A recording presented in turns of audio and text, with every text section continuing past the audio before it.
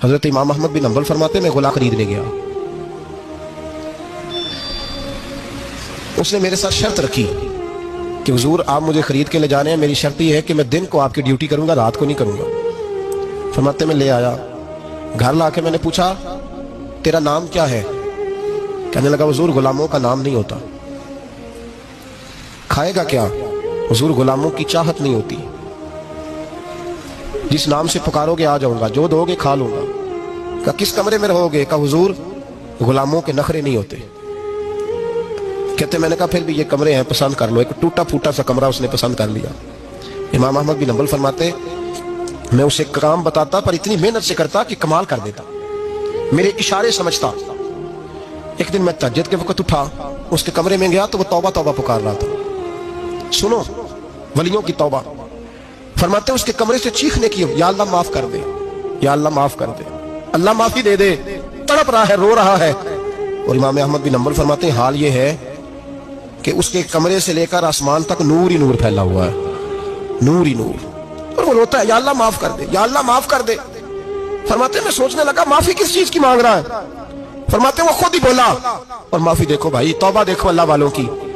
کہنے لگا اے اللہ میں تیرا بندہ ہوں، تو نے زندگی دی، نعمت دی، آنکھیں دی، کان دیے، سانسیں چلائی، بغیر مانگے سارا کچھ دیا۔ چاہیے تو یہ تھا کہ میں دن رات تیری بارگاہ میں جھکا رہتا، پر مجھے معاف کر دے۔ میرے اوپر امام احمد بن حنبل کے بھی حقوق ہیں، میرے مالک کا بھی حق ہے، اس لیے میں دن سارا عبادت نہیں کر سکتا، بس 5 نمازیں پڑھ سکتا ہوں، رات میں جاگتا رہتا ہوں تیرے حضور۔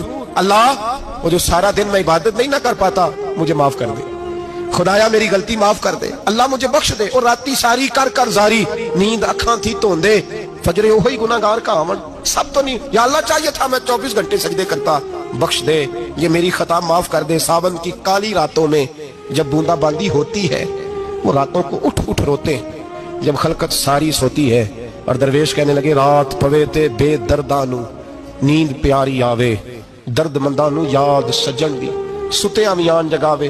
یا اللہ معاف کر دے، میں سارا دن سجدے نہیں کر پاتا، سارا دن لمبی معافی دے دے، یہ توبہ ہے اللہ والوں کی۔ امام احمد بن حنبل فرماتے ہیں فجر کے وقت وہ میرے ساتھ مسجد گیا، میں نے اس کا چہرہ دیکھا، میں اس کو کونے میں لے گیا، میں نے کہا جا تو اللہ کی رضا کے لیے آزاد ہے، جا میں اپنے حق معاف کرتا ہوں، مکان تیرے پاس رہے گا، کھانا تجھے ملے گا، تو آزاد ہے۔ اس نے کہا حضور ہوا کیا؟ ہوا کیا؟ ہماری تو خواہش ہے نا کہ بندہ اس وقت ملنے آئے جب میں تسبیح پڑھ رہا ہوں، کوئی اس وقت گھر پہنچے جب میں سجدے میں ہوں، لوگوں کو پتا چلے بڑا نیک ہے، بڑا نمازی ہے، اس وقت کسی کی نظر پڑے جب میں بالکل قرآن پاک پہ بیٹھا ہوں۔ فرماتے ہیں جب میں نے کہا نا تو آزاد ہے، تو کہنے لگا حضور کیا ہوا؟